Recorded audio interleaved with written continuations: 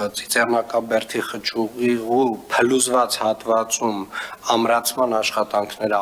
ավարտվել են, բայց այնուամենայնիվ հարակից հատվածներում նույնանման ռիսկը դեռ առկա է, դրա համար ամբողջապես այդ հատվածը չի բացվել եւ լուծումներ են սեպտեմբեր դրա համար նշեցի տեղյակ շարունակության համար ճանապարհների մասով իհարկե բաց գործընկերական գործընկերության հետ ուղիղ կապ չունի, բայց նույն Տիկին Բաբայանենց ՀՕԱԿ-ը նաև իրականացնում է Իսակը Վարշակունյաց ծրագիրը, որի մրցույթը, եթե չեմ սխալվում, կայացել է, շինարարության մրցույթը արդեն իսկ կայացել է եւ արդեն իսկ մենք մեծ հավանականությամբ այս տարի պետք է մտնենք շինարարության փուլ, եթե այլ բյուրոկրատական խոչընդոտներ այդ ծիծեռնակաբերդի խճուղին լայնացման թե այլ լայնացման այլ ծրագիր է, սա Իսակը Վարշակունյանը ես առաջարկում եմ նաև ծիծեռնակաբերդ դա էլ կա շնորհակալություն